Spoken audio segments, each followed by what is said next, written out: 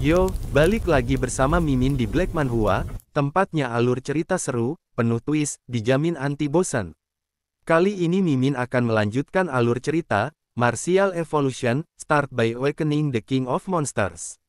Dan kalau ada yang ingin membantu Mimin beli kopi, bisa cek linknya di deskripsi, jadi gak usah kelamaan opening, langsung aja kita gas ke ceritanya.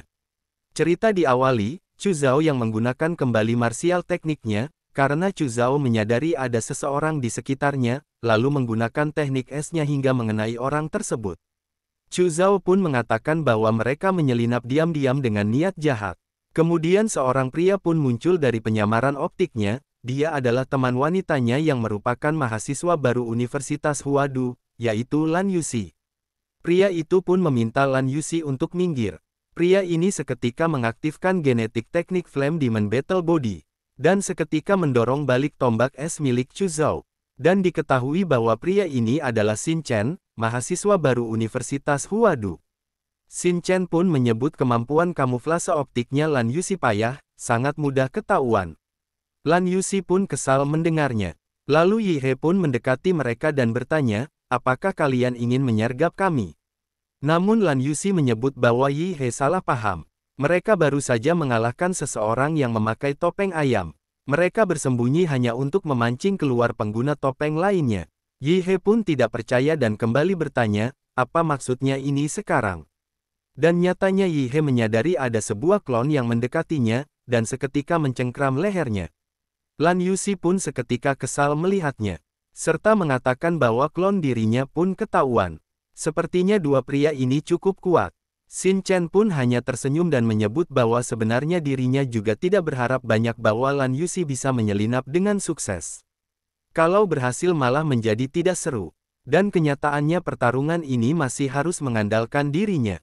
Xin Chen pun seketika menyiapkan sesuatu dari dalam mulutnya dan membuat mulutnya membengkak seperti balon, lalu bersiap mengembuskannya ke arah Yi He dan Chu Zhao. Kemudian Xin Chen menghembuskan itu, dan ternyata itu adalah sebuah asap hitam. Melihat hal ini Yi He dan Chu Zhao segera mengambil langkah mundur. Namun Lan Yuxi sudah menduga hal ini dan mengatakan bahwa mereka tidak akan bisa kabur. Dan seketika Lan Yuxi mengeluarkan senjatanya, dan mengayunkannya hingga terciptalah sebuah angin kencang yang membuat asap hitam itu mengenai Yi He dan Chu Zhao dengan cepat. Namun serangan ini belum selesai. Xin Chen pun kini telah menyiapkan sebuah bola api, dan melemparnya ke arah kepulan asap hitam tersebut, hingga memicu sebuah ledakan api. Xin Chen pun tertawa melihat hal ini dan bertanya jika mereka punya kekuatan lalu kenapa tetap saja tidak bisa mengalahkan dirinya. Yi He pun seketika merespon hal ini dan bertanya apa yang Xin Chen tertawakan. Dan hanya dengan tepukan tangan Yi He kepulan asap hitam itu seketika lenyap. Xin Chen pun kaget melihatnya. Hanya dengan tepukan tangannya saja bisa mengusir Fire Cloud-nya. Xin Chen pun bertanya-tanya kekuatan macam apakah ini. Dan bersamaan dengan kebingungan Xin Chen, sebuah pukulan nyatanya telah mendekatinya. Yi He dengan cepat menggunakan martial art Mountain Shattering Fist. Dan pukulan ini tepat mengenai Xin Chen dengan telak hingga membuatnya terpental dan terbang sangat jauh. Melihat serangan ini Lan Yuxi menilai bahwa saat ini mereka tidak memiliki teknik kultivasi yang bisa naik ke tahap warrior. Hanya bisa bertahan di level apprentice. Dan kekuatan fisik mereka seperti disegel oleh sebuah lapisan. Bahkan para murid baru terbaik Huadu pun, meski batas atas mereka lebih tinggi dalam tahap apprentice, tetap tidak bisa menembus batas itu. Tapi kondisi fisik Yi He sama sekali bukan level mahasiswa baru tahun pertama. Dan di saat Lan Yuxi terlalu berpikir, tanpa Lan Yuxi sadari pergerakannya sudah terkunci oleh es milik Chu Zhao. Lan Yuxi yang terlambat menyadari hal ini sangat kesal. Dirinya terlalu fokus pada Yi He, sampai lupa kalau masih ada Chu Zhao. Bahkan saat dirinya bekerja sama dengan Xin Chen mereka tetap tidak bisa mengalahkan mereka. Mereka berdua benar-benar monster. Melanjutkan pertarungan ini pun kita tidak ada peluang menang sama sekali. Segera Lan Yuxi menghancurkan es di kakinya dengan kipasnya. Dan segera kabur. Namun Yi He dengan cepat telah menangkap kaki Lan Yuxi. Lan Yuxi pun kaget dengan hal ini. Dan tanpa banyak bicara Yi He seketika meminta Lan Yuxi untuk turun. Dan menghempaskan Lan Yuxi ke permukaan. Di saat Yi He ingin memukul Lan Yuxi, Lan Yuxi dengan cepat mengaktifkan teknik martial arts Heaven and Earth, Hollow Chow Step. Yi He yang melihat hal ini hanya tertawa dan bertanya, apakah Lan Yuxi mau kabur? Dengan cepat Yi He mengaktifkan martial teknik Body Bound Demon Prison, Illusion Demon Shadow, hingga semua klon dari Lan Yuxi tertangkap. Lan Yuxi pun bertanya-tanya benda apakah ini. Dirinya tidak bisa bergerak. Lalu Yi He pun dengan tawanya mengatakan bahwa, bertarung pun kalah. Kabur juga tidak bisa, dan terimalah nasibmu. Hingga pada akhirnya Lan Yuxi menyerah dan menyerahkan semua leontin mereka kepada Yi He. Lan Yuxi pun menyebut jika dirinya tahu bakal sesakit ini dari awal dirinya akan menyerah saja. Kemudian Yi He meminta Lan Yuxi memberitahu semua informasi yang Lan Yuxi tahu. Lan Yuxi pun menyebut untuk memenangkan ujian ini, Yi He harus mengumpulkan 12 leontin. Kini sudah memasuki tahap akhir ujian. Meskipun Yi He tidak menyerang orang lain, mereka akan datang menyerang Yi He. Chu Yangze dan Yang Zhenqiong dari sekolah Modu adalah dua jagoan dari angkatan baru ini. Sepertinya mereka sudah merebut cukup banyak leontin. Lan Yuxi pun bertanya apakah perlu dirinya membawa Yi He menemui Chu Yangze dan Yan Zhenqiong. Dalam pikiran Lan Yuxi, dirinya tidak berharap bisa menang, lebih baik ikut campur saja. Gunakan macan untuk mengusir serigala, biar mereka saling membunuh satu sama lain. Yi He pun menanggapi hal ini dan menyebut ini bukan urusan Lan Yuxi. Tapi dirinya rasa kipas Lan Yuxi lumayan bagus. Lalu di area lain, kini Chu Yangze dan Yan Zhenqiong sedang menuju ke tempat Yi He. Chu Yangze pun menyebut bahwa, pada waktu seperti ini, kemungkinan Xin Chen dan Lan Yuxi sudah menemukannya. Tidak masalah siapa yang menang, kita tinggal merebut itu dari tangan mereka. Yang bisa mereka lakukan hanyalah membantumu menyimpannya sementara. Lalu di saat itu, perhatian Yan Zhenqiong terfokus dengan sebuah mayat, dan meminta Chu Yangze untuk melihatnya. Setelah diperhatikan ternyata itu adalah mayat dari Xin Chen. Beberapa menit yang lalu saat Xin Chen dipukul terbang oleh Yi He. Kemudian Xin Chen pun menyebut bahwa Yi He benar-benar monster. Lan Yuxi seharusnya sudah kalah sekarang. Sepertinya dirinya juga sudah diberi tanda oleh Yi He. Dia pasti akan datang mencari dirinya. Sepertinya dirinya perlu bekerja sama dengan Chu Yangze dan orang-orang dari Modu itu. Namun di saat itu Xin Chen dikagetkan dengan kehadiran sebuah sosok. Dan itu adalah si topeng naga. Xin Chen pun sangat kaget mengetahui ini.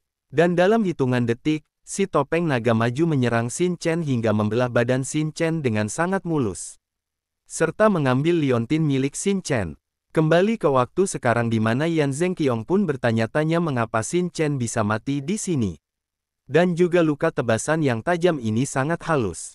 Chu Yangze pun menyebut ini pasti ulah topeng naga. Tebasan ini sangat bersih dan mematikan dalam satu serangan, artinya kekuatan lawan benar-benar jauh melebihi Xin Chen. Yang bisa melakukan ini hanyalah topeng naga dari 12 topeng zodiak. Yan Zhenqiong pun bertanya bukankah topeng naga hanya beraktivitas di parkiran bawah tanah. Chu Yangze pun mengatakan bahwa saat itu dirinya membawa lebih dari 20 pengikut ke parkiran bawah tanah untuk mencari Yan Zhenqiong.